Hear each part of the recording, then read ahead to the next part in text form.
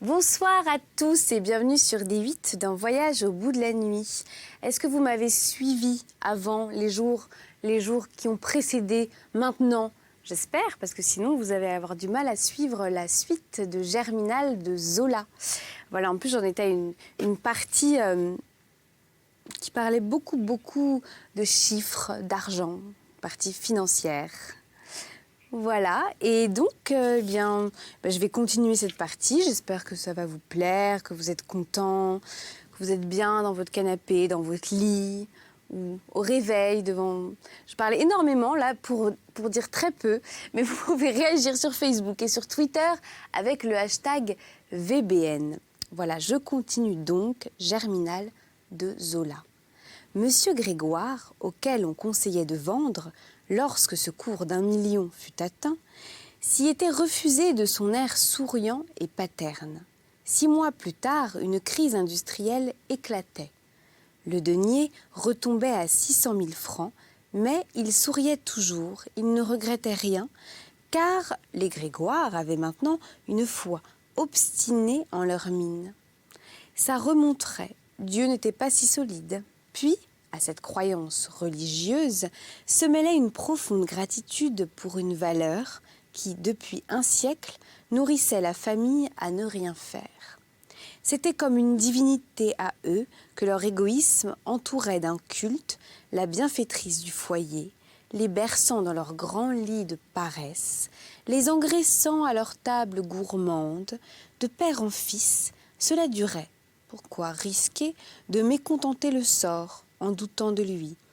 Et il y avait, au fond de leur fidélité, une terreur superstitieuse, la crainte que le million du denier ne se fût brusquement fondu. S'il l'avait réalisé et mis dans un tiroir, ils le voyaient plus à l'abri dans la terre, d'où un peuple de mineurs, des générations d'affamés, l'extrayaient pour eux, un peu chaque jour selon leurs besoins. Du reste, les bonheurs pleuvaient sur cette maison. Monsieur Grégoire, très jeune, avait épousé la fille d'un pharmacien de Marchienne, une demoiselle laide, sans un sou, qu'il adorait.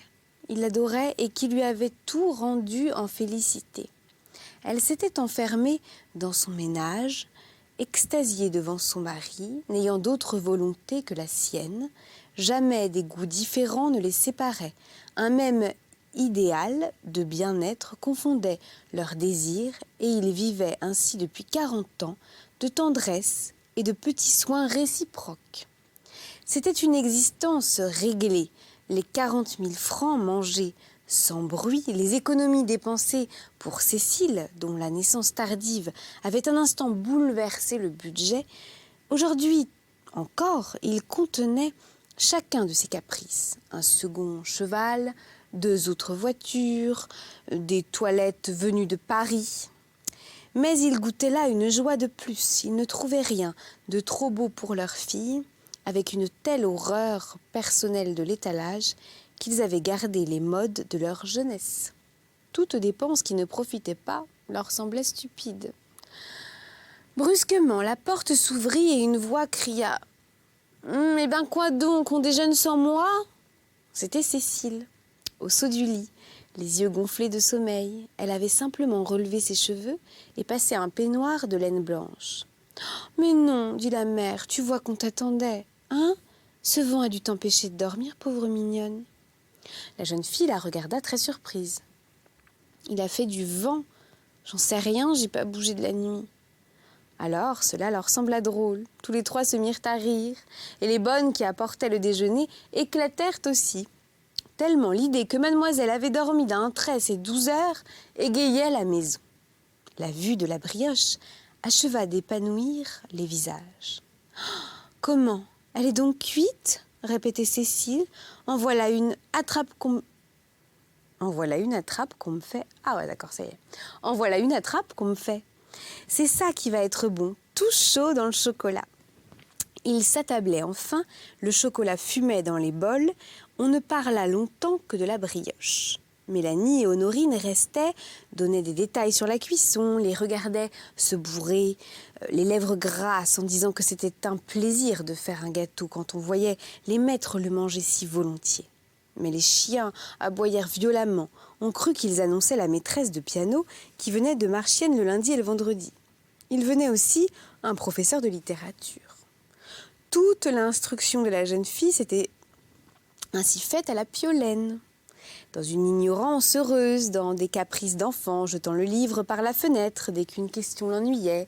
« C'est Monsieur Deneulin, dit Honorine en rentrant derrière elle. Deneulin, un cousin de Monsieur Grégoire. » Parut sans façon, le verbe haut, le geste vif, avec une allure d'ancien officier de cavalerie. Bien qu'il eût dépassé la cinquantaine, ses cheveux coupés ras et ses grosses moustaches étaient d'un noir encre. « Oui, c'est moi. Bonjour, ne vous dérangez donc pas. » Il s'était assis pendant que la famille s'exclamait. Elle finit par se remettre à son chocolat.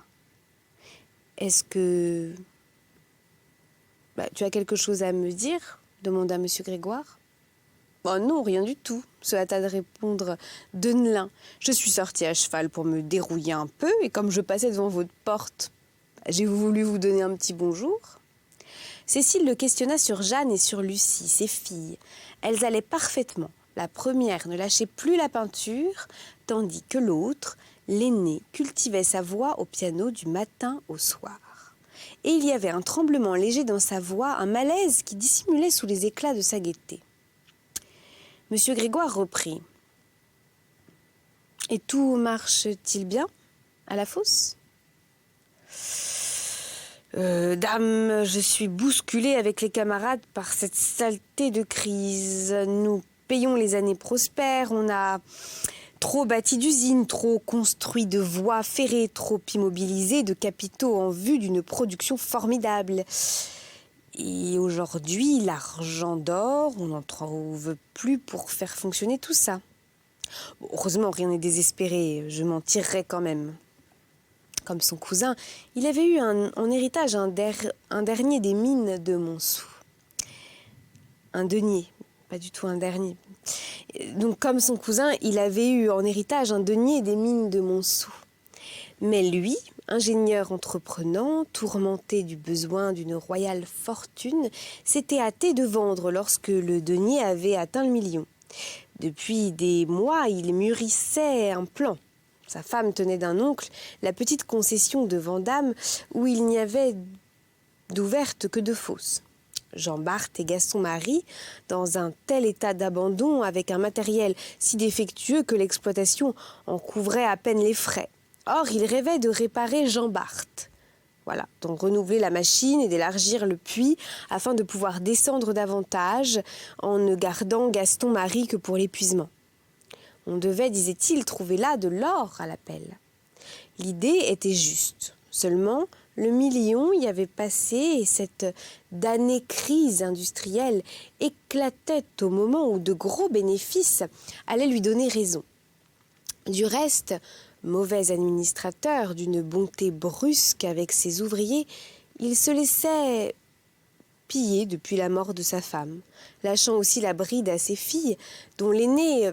Déjà, s'était fait refuser 3 paysages au salon, toutes deux rieuses dans la débâcle, et chez lesquelles la misère menaçante révélait de très fines ménagères. « Vois-tu, Léon, continua-t-il, la voix hésitante, tu as eu tort de ne pas vendre en même temps que moi. Maintenant, tout dégringole, tu peux courir et tu m'avais confié ton argent. Et si tu m'avais confié ton argent, tu aurais vu ce que nous aurions fait à Vandame, dans notre mine. » Monsieur Grégoire achevait son chocolat sans hâte. Il répondait paisiblement. « Jamais. Tu sais bien que je ne veux pas spéculer. Je vis tranquille, ce serait trop bête de me casser la tête avec des soucis d'affaires. Et quant à mon sou, ça peut continuer à baisser, nous en aurons toujours notre suffisance. Il ne faut pas être si gourmand que diable. Puis écoute, c'est toi qui te mordras les doigts un jour, car mon sou remontera. Les enfants des enfants de Cécile en tireront encore leur pain blanc. » Deneulin l'écoutait avec un sourire gêné. « Alors, murmura-t-il, si je te disais de mettre 100 000 francs dans mon affaire, tu refuserais. » Mais devant les faces inquiètes des Grégoire, il regretta d'être allé si vite. Il renvoya son idée d'emprunt à plus tard, la réservant pour un cas désespéré. Oh, je n'en suis pas là, c'est une plaisanterie. Mon Dieu, tu as peut-être raison, l'argent que vous gagnent les autres est celui dont on engraisse le plus sûrement. On changea d'entretien, Cécile revint sur ses cousines, dont les goûts la préoccupaient tout en la choquant. Madame Grégoire promit de mener sa fille voir ses chères petites dès le premier jour de soleil. Cependant, Monsieur Grégoire, l'air distrait, n'était pas à la conversation. Il ajouta très haut.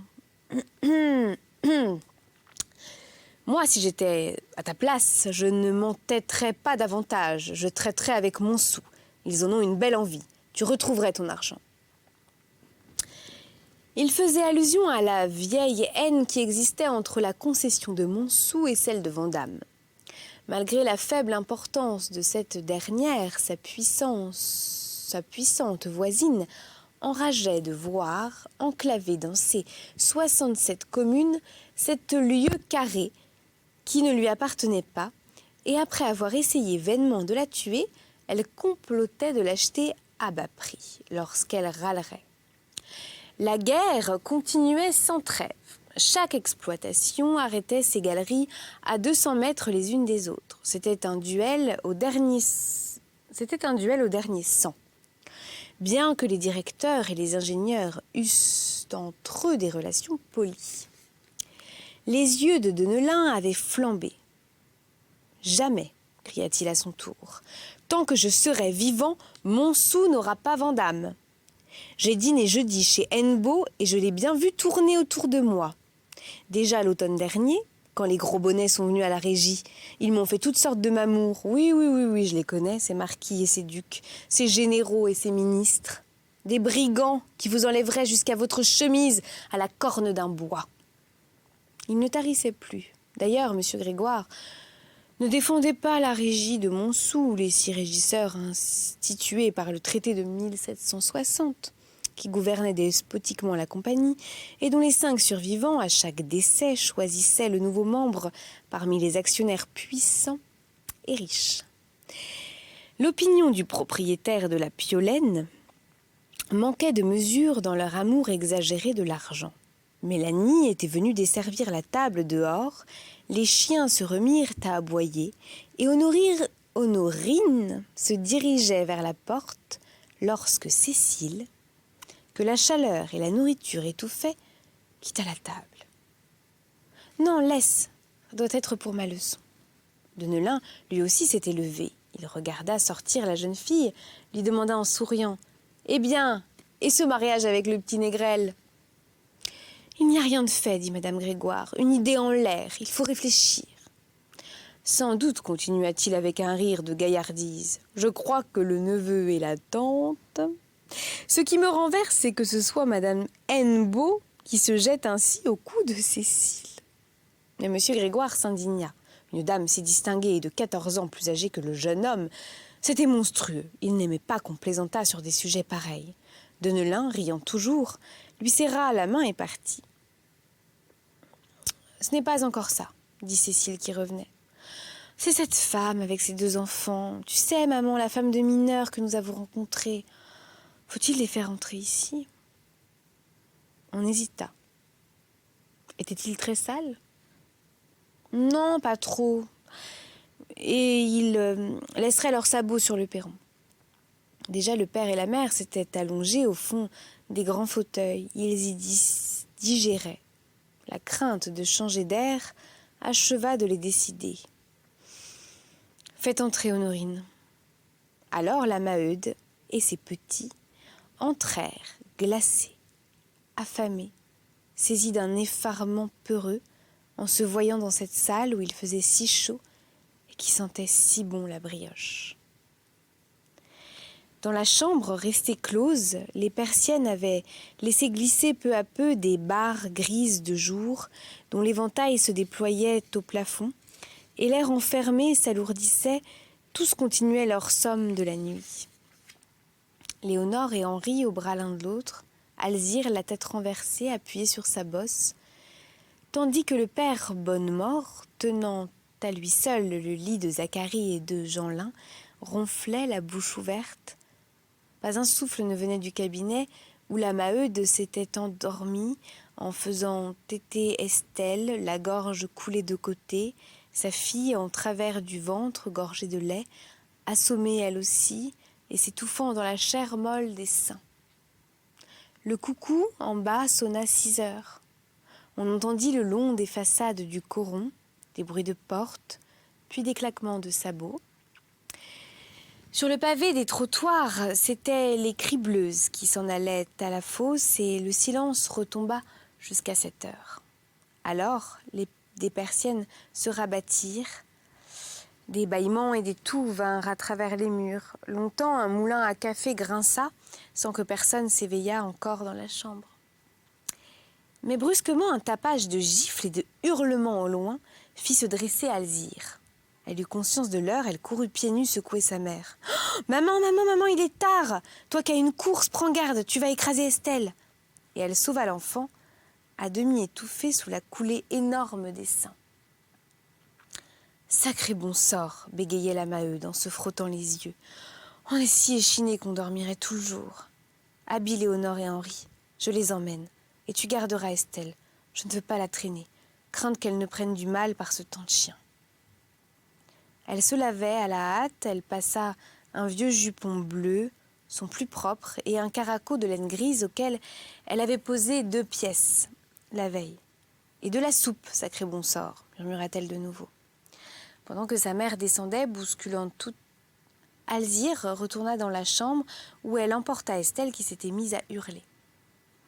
Mais elle était habituée au rage de la petite. Elle avait, à 8 ans, des ruses tendres de femme pour la calmer et la distraire. Doucement, elle la coucha dans son lit encore chaud. Elle la rendormit en lui donnant à sucer un doigt. Il était temps car un autre vacarme éclatait et elle dut mettre aussitôt la paix entre Léonore et Henri, qui s'éveillaient enfin. Ces enfants ne s'entendaient guère, ne se prenaient gentiment au cou que lorsqu'ils dormaient. La fille, âgée de 6 ans, tombait dès son lever sur le garçon, son cadet de 2 années, qui recevait les gifles sans les rendre.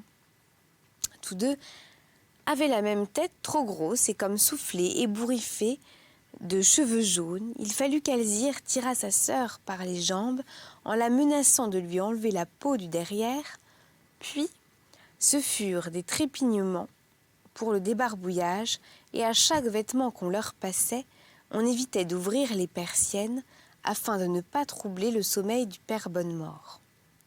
Il continuait à ronfler dans l'affreuse charivari des enfants. « C'est prêt, y êtes-vous là-haut » cria la Maheude.